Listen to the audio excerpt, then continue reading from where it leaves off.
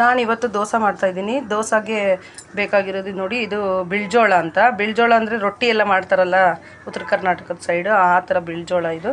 ಇದು ಬಿ ಪಿಗೆ, ಶುಗರ್ಗೆ ಎಲ್ಲ ತುಂಬ ಒಳ್ಳೆಯದು. ಹಂಗಾಗಿ ನಾನು ಅಕ್ಕಿ ದೋಸೆ ಮಾಡಲ್ಲ.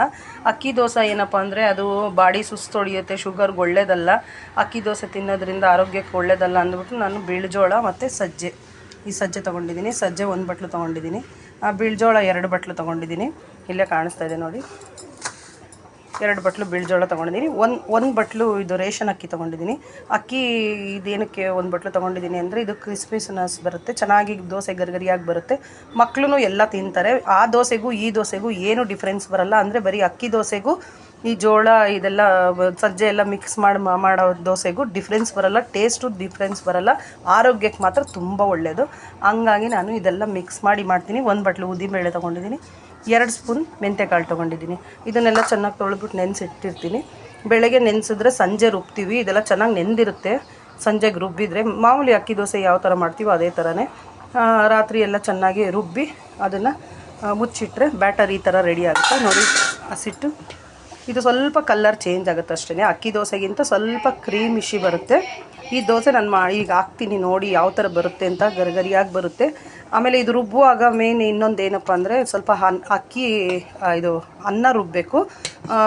ಮಿಕ್ಕಿರೋ ಅನ್ನ ಏನಾದರೂ ರುಬ್ಬ್ರಿ, ಅದು ತುಂಬ ಚೆನ್ನಾಗಿ ಬರುತ್ತೆ, ದೋಸೆ ಗರಿಗರಿಯಾಗಿ ಬರುತ್ತೆ. ಅನ್ನ ಏನೂ ಇಲ್ಲ ಅಂತಂದರೆ ಇದರಲ್ಲಿ ನೋಡಿ, ಇದೇನು ತೊಗೊಂಡಿರ್ತೀವಿ ಇದರಲ್ಲಿ ಒಂದು ಅರ್ಧ ಬಟ್ಲು ಅವಲಕ್ಕಿನೂ ನೆನೆಸಿ ಅದನ್ನು ರುಬ್ಬಿದರೆ ನೋಡಿ ಬ್ಯಾಟರ್ ಈ ಥರ ಬರುತ್ತೆ. ತುಂಬ ಚೆನ್ನಾಗಿರುತ್ತೆ. ಹಸಿಟ್ಟು ನೋಡಿ ಎಷ್ಟು ಚೆನ್ನಾಗಿ ಬಂದಿದೆ. ಅದು ಆರೋಗ್ಯಕ್ಕೆ ತುಂಬ ಒಳ್ಳೆಯದು. ಕಲ್ಲರ್ ಬಿಡಿ, ಕಲ್ಲರ್ ಸ್ವಲ್ಪ ಲೈಟ್ ಬಂದೇ ಬರುತ್ತೆ, ಚೇಂಜ್ ಆಗುತ್ತೆ ಕಲ್ಲರು. ಆದರೆ ಡಿಫ್ರೆನ್ಸ್ ಟೇಸ್ಟಲ್ಲಿ ಏನೂ ಇರಲ್ಲ. ಇದು ತುಂಬ ಒಳ್ಳೆಯದು ಆರೋಗ್ಯಕ್ಕೆ. ಹಂಗಾಗಿ ನಾನು ಈ ಥರ ಮಾಡ್ತೀನಿ. ಮಾಡ್ಕೊಂಡು ನೋಡಿ ಸ್ವಲ್ಪ ಒಂದು ಸರಿ, ಚೆನ್ನಾಗಿರುತ್ತೆ, ತುಂಬ ಚೆನ್ನಾಗಿ ಟೇಸ್ಟಾಗಿರುತ್ತೆ ದೋಸೆ. ಈಗ ದೋಸೆ ಮಾಡೋದು ತೋರಿಸ್ತೀನಿ. ನಾನಿವಾಗ ದೋಸೆ ಹಾಕ್ತಾಯಿದ್ದೀನಿ ನೋಡಿ. ಜೋಳದ ದೋಸೆ ಯಾವ ಥರ ಬರುತ್ತೆ ಅಂತ ತೋರಿಸ್ತೀನಿ ನಿಮಗೆ.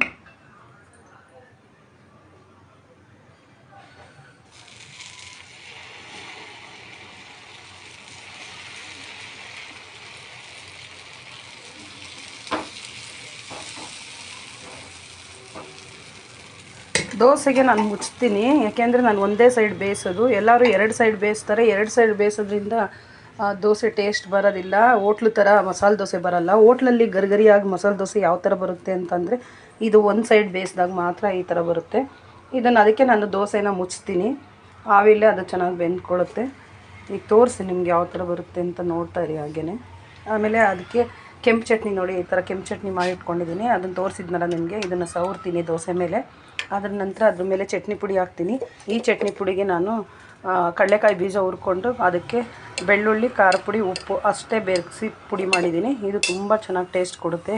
ಇದು ಊಟದ ಜೊತೆ ಎಲ್ಲ ನಾವು ನೆಂಚ್ಕೊಬೋದು. ಇನ್ನು ಆಲೂಗಡ್ಡೆ ಪಲ್ಯ ಮಾಡಿದ್ದೀನಿ. ಆಲೂಗಡ್ಡೆ ಪಲ್ಯ ಅದಕ್ಕೆ ಚೆನ್ನಾಗಿರುತ್ತೆ. ಆನಂತರ ಆಮೇಲೆ ಚಟ್ನಿ ಮಾಡಿದ್ದೀನಿ. ಇವಾಗ ತೋರಿಸ್ತೀನಿ ನಿಮಗೆ. ಇದೆಲ್ಲ ಜೊತೆಲಿ ಇಟ್ಕೊಂಡು ತಿಂದಾಗ ದೋಸೆ ಹೋಟ್ಲು ಫೀಲೇ ಬರುತ್ತೆ ನಮಗೆ, ಹೋಟ್ಲು ಟೇಸ್ಟೇ ಬರುತ್ತೆ.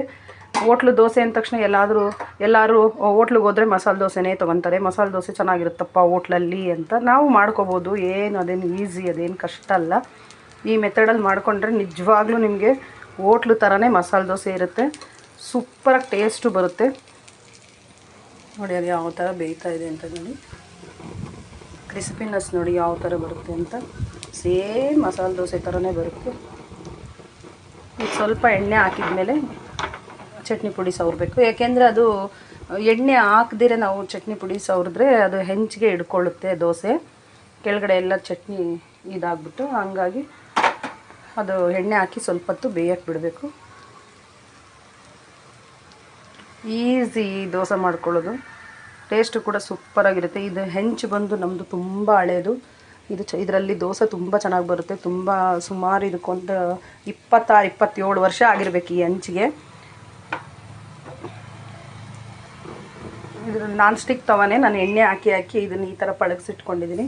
ಇದರಲ್ಲಿ ದೋಸೆ ಚೆನ್ನಾಗಿ ಬರುತ್ತೆ.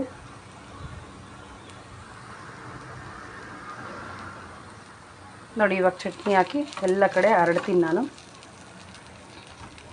ಒಂದು ಕೈಯಲ್ಲಿ ಕ್ಯಾಮ್ರಾ ಹಿಡ್ಕೊಂಡಿರೋದ್ರಿಂದ ನಮಗೆ ಸರಿಯಾಗಿ ನಾನು ಶೂಟ್ ಮಾಡೋಕ್ಕಾಗ್ತಿಲ್ಲ. ಹಂಗೆ ಸೈಡಲ್ಲೆಲ್ಲ ಕಾಣಿಸ್ತಾ ಇದೆ, ನೋಡ್ಕೊಳ್ಳಿ ಸ್ವಲ್ಪ.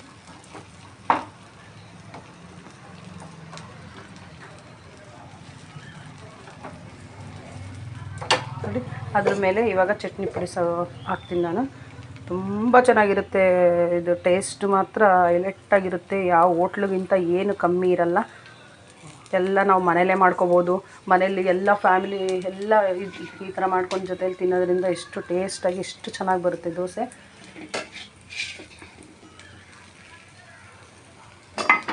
ಕಲರ್ ನೋಡಿ, ಬ್ಯಾಡಿಗೆ ಮೆಣಸಿನ್ಕಾಯಿ ಹಾಕಿರೋದ್ರಿಂದ ಚಟ್ನಿ ಪುಡಿ ಸೇಮ್ ಹೋಟ್ಲು ಕಲ್ಲರೇ ಬಂದಿದೆ ನೋಡಿ ಯಾವ ಥರ ಬರ್ತಾಯಿದೆ ದೋಸೆ.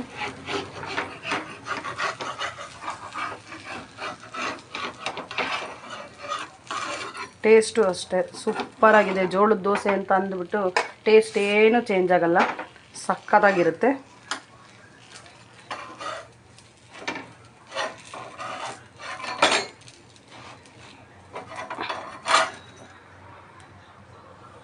ನೋಡಿ ಎಷ್ಟು ಟೇಸ್ಟು ಸೂಪರಾಗಿರುತ್ತೆ. ನೋಡಿ ಹತ್ತಿರದಿಂದ ಗೊತ್ತಾಗ್ತಾ ಇರ್ಬೋದು ನಿಮಗೆ. ದೋಸೆ ತುಂಬ ಚೆನ್ನಾಗಿ ಬರುತ್ತೆ. ಇದು ಮಾಡ್ಕೊಂಡ್ರಿ ಒಂದ್ಸರಿ. ಇದು ಬಿ ಪಿ, ಶುಗರು, ಈ ಥೈರಾಯ್ಡು ಇವಾಗಂತೂ ಅದೆಲ್ಲ ಜನಕ್ಕೊಂದು ನಾರ್ಮಲ್ ಆಗಿ ಹೋಗ್ಬಿಟ್ಟಿದೆ. ಆದ್ದರಿಂದ ಅಕ್ಕಿ ದೋಸೆ ಮಾಡ್ಕೊಡೋದಕ್ಕಿಂತ ಈ ಥರ ಮಾಡಿಕೊಂಡ್ರೆ ತುಂಬ ಚೆನ್ನಾಗಿರುತ್ತೆ.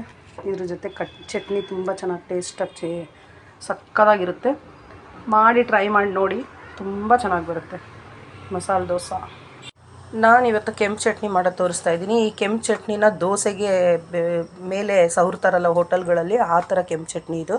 ಎಲ್ಲರೂ ಅನ್ಕೋತಾರೆ ಹೋಟ್ಲಲ್ಲಿ ಮಾಡೋ ಕೆಂಪು ಚಟ್ನಿ ಆ ಚಟ್ನಿ ಪುಡಿ ಉದುರಿಸ್ತಾರೆ ದೋಸೆ ಮೇಲೆ ಅಂತ ಅನ್ಕೋತಾರೆ. ಅದು ಚಟ್ನಿ ಪುಡಿ ಅಲ್ಲ, ಚಟ್ನಿ ಪುಡಿನೂ ಉದುರಿಸ್ತಾರೆ. ಫಸ್ಟ್ ಈ ಥರ ಕೋಟಿಂಗ್ ಹಾಕ್ತಾರೆ ಅವರು ದೋಸೆ ಮೇಲೆ. ತುಂಬ ಟೇಸ್ಟಾಗಿರುತ್ತೆ. ಅದಕ್ಕೆ ಬೇಕಾಗಿರೋದು ಟೊಮೆಟೊ ಮತ್ತು 2 ಈರುಳ್ಳಿ ಮತ್ತು ಒಂದು 10 ಬ್ಯಾಡಿಗೆ ಮೆಣಸಿನ್ಕಾಯಿ, ಒಂದು 10 ಗುಂಟೂರು ಮೆಣಸಿನ್ಕಾಯಿ ಎಲ್ಲನೂ ಒಂದು ವಿಜಿಲ್ ಕುಕ್ಕರಲ್ಲಿ ಕೂಗಿಸ್ಕೋಬೇಕು. ಉಪ್ಪಾಕಿ ಏನು ಕೂಗಿಸ್ಕೊಳ್ಬೇಕಾಗಿಲ್ಲ, ಹಂಗೆ ಸ್ವಲ್ಪ ಅದಕ್ಕೆ ನೀರು ಮುಳುಗೋ ಅಷ್ಟು ನೀರು ಹಾಕಿ ಒಂದು ವಿಜಿಲ್ ಕೂಗಿಸ್ಕೊಂಡ್ರೆ ಸಾಕು. ಇದು ಚೆನ್ನಾಗಿ ಸಾಫ್ಟಾಗಿ ಒಂದು ಕೂಗಿದ ಮೇಲೆ ಆ ನೀರು ತೆಗೆದುಬಿಟ್ಟು ಬರೀ ಟೊಮ್ಯಾಟೊ, ಮೆಣಸಿನ್ಕಾಯಿ, ಈರುಳ್ಳಿ ಮಾತ್ರ ತೊಗೊಂಡು ಚಿಕ್ಕ ಜಾರಲ್ಲಿ ನಾವು ನುಣ್ಣಗೆ ಪೇಸ್ಟ್ ಮಾಡ್ಕೊಳ್ಳೋದು, ಉಪ್ಪು ಹಾಕಿ ಅಷ್ಟೇ. ಅದನ್ನು ದೋಸೆ ಮೇಲೆ ಸವರ್ಬಿಟ್ಟು ಅದಕ್ಕೆ ಆಲೂಗಡ್ಡೆ ಪಲ್ಯ ಮಾಡಿಬಿಟ್ಟು ಆಲೂಗಡ್ಡೆ ಪಲ್ಯನ ಅದ್ರ ಮೇಲೆ ಇಟ್ಟು ಇದನ್ನು ಸವರಿ ಮತ್ತು ನಾನು ಇನ್ನೊಂದು ಚಟ್ನಿ ಪುಡಿ ಯೂಸ್ ಮಾಡ್ತೀನಿ, ತೋರಿಸ್ತೀನಿ ಮಾಡೋವಾಗ ನಿಮಗೆ. ಈ ಥರ ಚಟ್ನಿ ಮಾಡ್ಕೊಳ್ಳೋಕ್ಕೆ ಇಷ್ಟು ಪುಡಿ ಇದು ರುಬ್ಕೋಬೇಕು. ನಾನು ಕೆಂಪು ಚಟ್ನಿ ಜೊತೆ ಮತ್ತು ಇನ್ನೊಂದು ಚಟ್ನಿ ಮಾಡ್ಕೊತೀನಿ. ಯಾಕೆಂದರೆ ಕೆಂಪು ಚಟ್ನಿ ದೋಸೆಗೆಲ್ಲ ನಾವು ಸವರ್ಬಿಟ್ಟು ಅದ್ರ ಮೇಲೆ ಚಟ್ನಿ ಪುಡಿ ಹಾಕಿ ಆಲೂಗಡ್ಡೆ ಪಲ್ಯ ಇಟ್ಕೊಂಡು ತಿಂತೀವಿ. ಅದಷ್ಟೇ ನಮಗೆ ಚಟ್ನಿ ಇಲ್ಲದೆ ಹೋದರೆ ಸರಿ ಹೋಗೋದಿಲ್ಲ. ಅದಕ್ಕೆ ಈ ಚಟ್ನಿ ಮಾಡ್ತೀನಿ. ಇದನ್ನು ಅದ್ರ ಜೊತೆ ತಿಂದರೆ ತುಂಬ ಚೆನ್ನಾಗಿರುತ್ತೆ. ಇದು ದೋಸೆಗೆ. ಚಟ್ನಿ ಬಂದು ಏನಪ್ಪ ಸ್ಪೆಷಲು, ಎಲ್ಲರ ಮನೇಲೂ ಮಾಡೇ ಮಾಡ್ತಾರೆ ಅಂತ ಅಂದ್ಕೋಬೋದು. ಅದು ಆ ಥರ ಅಲ್ಲ. ಚಟ್ನಿ ಇಡ್ಲಿಗೆ ಬೇರೆ ಥರ ಮಾಡ್ತೀವಿ, ದೋಸೆಗೆ ಬೇರೆ ಥರ ಮಾಡ್ತೀವಿ. ಆ ಥರ ನಾನು ದೋಸೆಗೆ ಬೇರೆ ಥರ ಮಾಡೋದು, ಅಕ್ಕಿ ರೊಟ್ಟಿಗೆ ಬೇರೆ ಥರ ಮಾಡ್ತೀವಿ. ಅಕ್ಕಿ ರೊಟ್ಟಿಗೆ ತೆಂಗಿನಕಾಯಿ ತುಂಬ ಜಾಸ್ತಿ ಹಾಕಿ ಮಾಡ್ತೀವಿ. ಅಕ್ಕಿ ರೊಟ್ಟಿ, ಕಾಯಿ ಚಟ್ನಿ ಅಂತ. ಅದು ಇದು ದೋಸೆಗೆ ಬಂದು ನಾವು ಈ ಥರ ಮಾಡ್ತೀವಿ. ಇದು ತುಂಬ ಟೇಸ್ಟಾಗಿರ್ತದೆ ದೋಸೆಗೆ, ಚೆನ್ನಾಗಿರುತ್ತೆ. ಹಸಿಮೆಣ್ಸಿನ್ಕಾಯಿ ಜಾಸ್ತಿ ಖಾರ ಹಾಕ್ಬಾರ್ದು, ಇಷ್ಟೇ ಹಾಕಬೇಕು. ಖಾರ ಕಡಿಮೆ ಇಟ್ಟು ನೀವು ಚಟ್ನಿ ಮಾಡಿ ನೋಡಿ, ದೋಸೆಗೆ ತುಂಬ ಚೆನ್ನಾಗಿರುತ್ತೆ. ಕಡಲೆ ಬೀಜ ಸ್ವಲ್ಪ ಹಾಕ್ತೀನಿ, ಮತ್ತು ಇದು ಕಡಲೆಪಪ್ಪು, ತೆಂಗಿನಕಾಯಿ, ಕೊತ್ತಂಬರಿ ಸೊಪ್ಪು, ಒಂಚೂರು ಬೆಳ್ಳುಳ್ಳಿ, ಒಂದು ಸ್ವಲ್ಪ ಉಪ್ಪು ಹಾಕಿ ರುಬ್ತೀನಿ ಅಷ್ಟೇ. ಇದಕ್ಕೆ ಹುಣಸೆಹಣ್ಣು ಏನೂ ಹಾಕಲ್ಲ. ತುಂಬ ಚೆನ್ನಾಗಿರುತ್ತೆ ಚಟ್ನಿ. ಮತ್ತು ಇದಕ್ಕೆ ಒಗ್ಗರಣೆ ಒಂದು ಮಾಡ್ತೀನಿ ಅಷ್ಟೇ. ದೋಸೆಗೆ ಆಲೂಗಡ್ಡೆ ಪಲ್ಯ, ಆಮೇಲೆ ಚಟ್ನಿ ಪುಡಿ ಹಚ್ಚಿರೋ ದೋಸೆಗೆ ಇದು ತುಂಬ ಚೆನ್ನಾಗಿ ಟೇಸ್ಟ್ ಕೊಡುತ್ತೆ. ಮಾಡಿ ನೋಡಿ ತಿನ್ನಿ, ಅವಾಗ ಗೊತ್ತಾಗುತ್ತೆ. ಯಾಕೆ ಅಂದರೆ ಅದು ಮಾಡಿ ತಿಂದಾಗೆ ಗೊತ್ತಾಗುತ್ತೆ ಚಟ್ನಿಲಿ ಏನಪ್ಪ ಸ್ಪೆಷಲ್ ಅಂತ ನೀವು ಅಂದ್ಕೋಬೋದು. ತುಂಬ ಚೆನ್ನಾಗಿರುತ್ತೆ, ಮಾಡ್ಕೊಂಡು ನೋಡಿ. ಇದು ಜೋಳದ ದೋಸೆ, ಜೋಳ ಮತ್ತು ಸಜ್ಜೆ ಹಾಕಿ ಮಾಡಿರೋ ದೋಸೆ ನೋಡಿ. ಈ ಥರ ಕೆಂಪು ಚಟ್ನಿ ಮತ್ತು ಕಾಯಿ ಚಟ್ನಿ, ಆಲೂಗಡ್ಡೆ ಪಲ್ಯ ಈ ಥರ ನೋಡಿ.